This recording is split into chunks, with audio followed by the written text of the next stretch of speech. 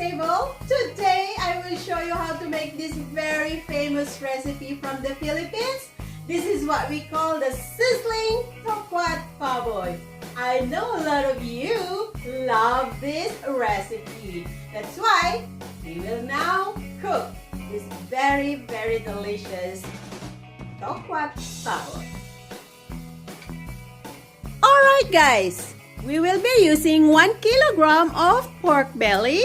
I marinated this with ground black pepper and a little bit of salt because we will be using some sauce for this one. And of course, this is a 350 grams of tofu or tokwa or beancurd.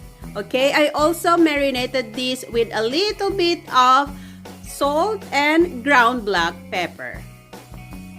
Alright, and for our sauce, we will be using 2 tablespoons of white sugar, 2 tablespoons of oyster sauce, 1 tablespoon of cornstarch, and 2 tablespoons of water mixed up together.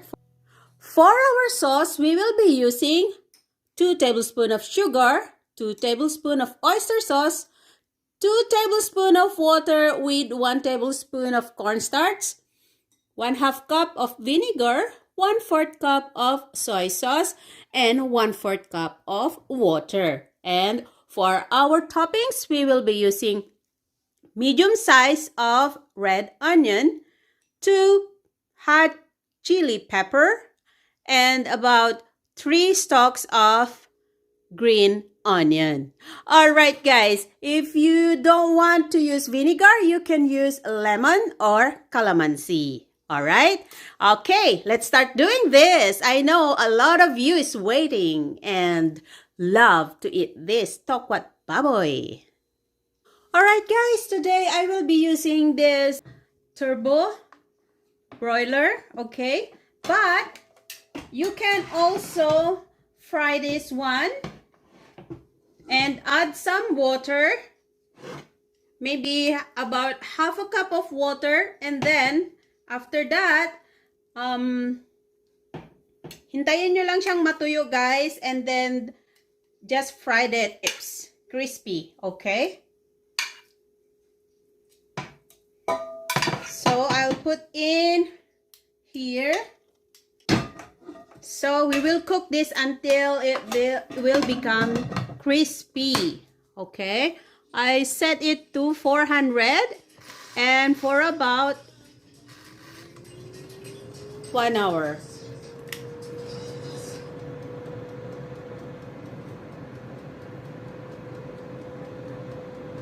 So guys, while waiting for the pork to be baked there, to be broiled, I mean, we will do the tokwa.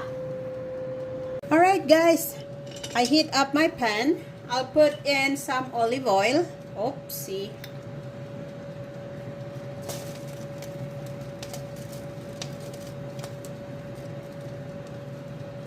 Okay. Next, I will add in my tokwa or tofu or beancurd. Yan.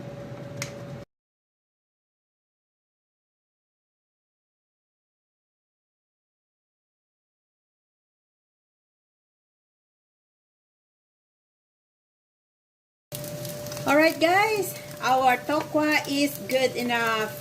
See? So, it's already crispy.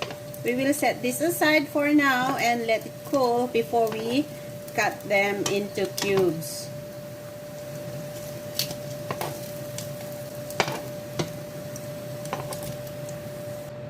On the same pan, I will put half of my onion. Okay. Then I will add in the soy sauce.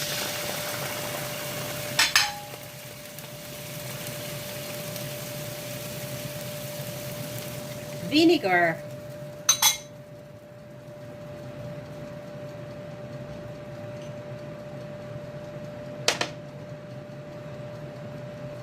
water, oyster sauce,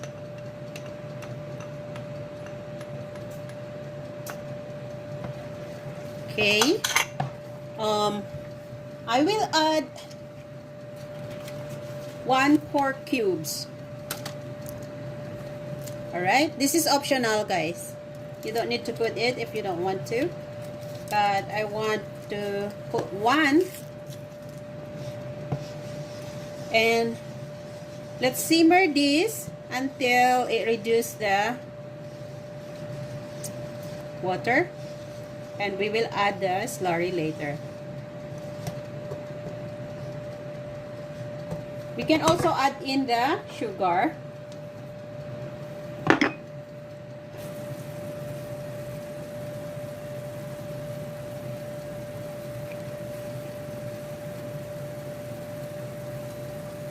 You can also add a little bit more ground black pepper, guys. That lasang tokwat baboy na, sauce pa lang. Right, Direk? Pangiti-ngiti lang si Direk doon sa dulo, oh. Okay, guys, I will now add the cornstarch with water. And let's see. We want it to be a little bit like, oh, this is good enough. See?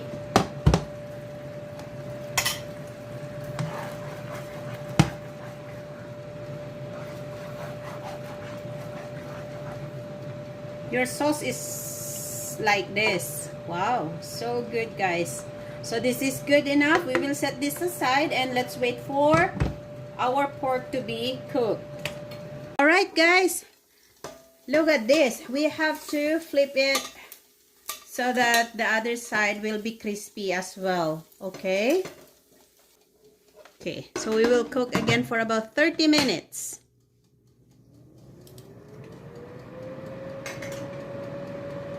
Okay, guys, while waiting for our pork to be cooked, we will now slice our tokwa.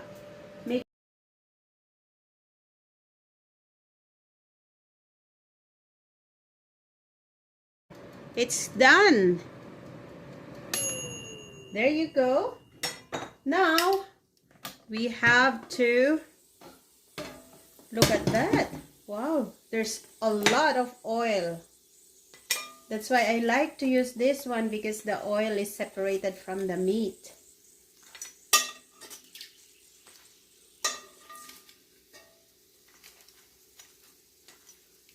Look, so crispy. Alright, guys, this is very, very hot. So make sure you wear your gloves, okay? So we will just cut it up like cubes as well, like the tokwa.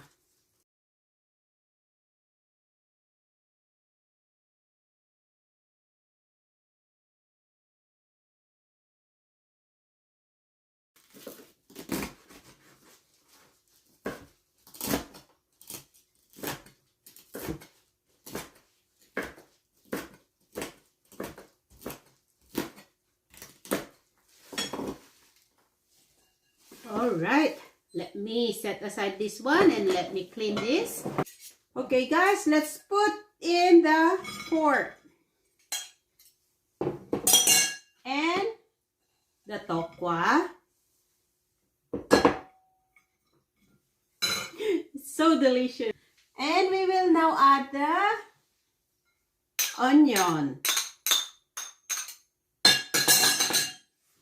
chili, green onion. I will leave some.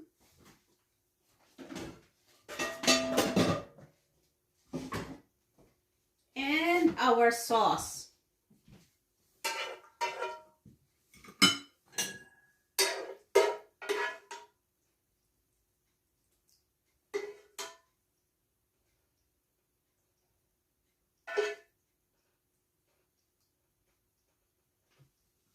Okay, let's mix up together.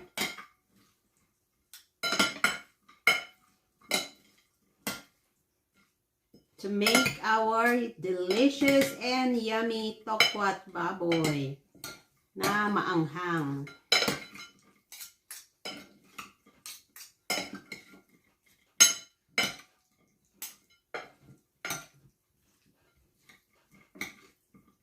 Okay. Alright guys, you don't need to do this because you can just serve as is like that in the plate or in the serving bowl. But for me, I want to make it a little bit more special para kay Direk, okay? So I'll put in butter.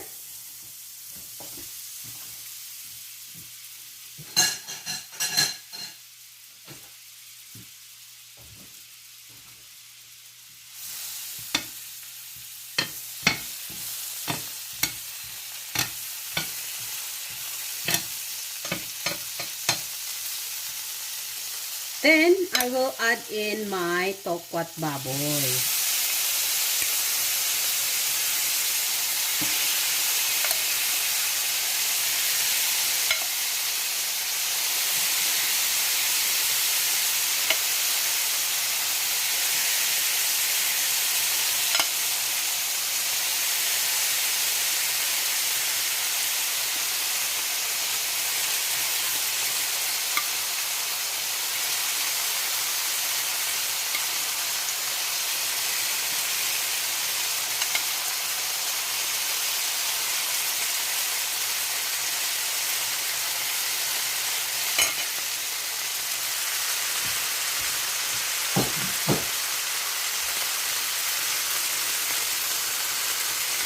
Ayan guys, so delicious. So here it is guys, our finished product, our Tokwa'T Baboy, napaka-special para sa inyo, hatid ng Melvet's Table. Alright guys, to all my subscribers, thank you so much to all of you who support Melvet's Table. And if you're new on my channel, please don't forget to click on the subscribe button and the notification bell so you'll always be updated every time I will post a video in my channel. Alright, see you next time guys.